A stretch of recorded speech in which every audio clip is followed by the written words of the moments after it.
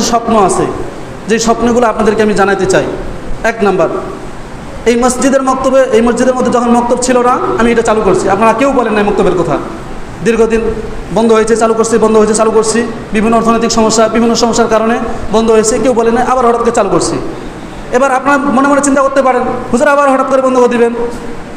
আলহামদুলিল্লাহ, যেহেতু স্বাধীন দেশে একটা স্বাধীনতার একটা আভাস পেয়েছি, আলহামদুলিল্লাহ, আমার জীবন চলে যাবে, এই মক্তব ছাড়বো না।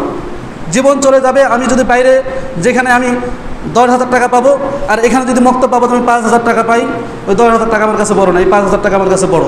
আমি বলেছিলাম যে আপনার সন্তানকে কিন্ডারগার্টেনে পড়ান 500 টাকা মাসে দেন, আপনার সন্তানকে প্রাইভেট পড়ান 1,000 টাকা মাসে দেন, আপনার সন্তান মক্তবে আসে, কোরআন পড়ে, হাদিস পড়ে, কালেমা তৈবা পড়ে, উজু পড়ে, গোসল পড়ে, যেগুলো আপনার সন্তান জানে ওগুলো আপনি জানেন না ভাই, ওগুলো আপনি জানেন না।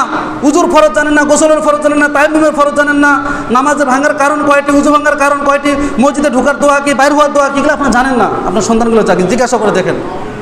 আলহামদুলিল্লাহ, আপনাদেরকে একটা অ্যাডভার্টাইজ না দিলে আপনারা টের পাবেন না, বুঝতেও পারবেন না। আগামী জুমায় আল্লাহ তাআলা যদি আমাকে হায়াতে তয়্যিবা দান করেন, আপনাদেরকে যদি দান করে, আগামী জুমায় আমার কিছু 2-4 জন ছাত্রকে আমি সামনে দাঁড় করাবো, আমি প্রশ্ন করব, ওরা বলবে।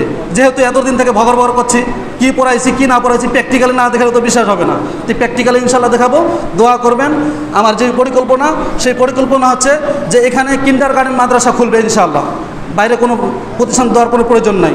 যেহেতু প্রতিষ্ঠান দিতে গেলে অনেকে বলবে যে হুজুর নতুন ধান্দায় নামছে, মানে মানুষের প্রশ্নের উত্তর দিতে দিতে আমাদের বেজাহাল অবস্থা।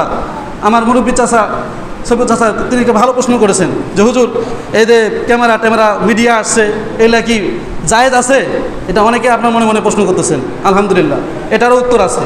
ওলামায়ে কেরাম বলছেন দিনী আলোচনা, কোরআন হাদিসের আলোচনা মিডিয়ার মাধ্যমে, শুধু একজন নয়, হাজার হাজার লাখ লাখ মানুষ এই মিডিয়ার মাধ্যমে হেদায়েত হইতেছে। শুধু হিন্দু নয়, মুসলমান নয়, বিধর্মী, ইহুদি, খ্রিস্টান, নাসারা, আওয়ামী লীগ, বিএনপি সহ যতগুলো ধর্মের মানুষের আছে না কেন, সকলেই দল বদ নির্বিশেষে ইসলামের ছায়াতলে দলে দলে আসতেছে, শুধু দলে দলে আসতেছে।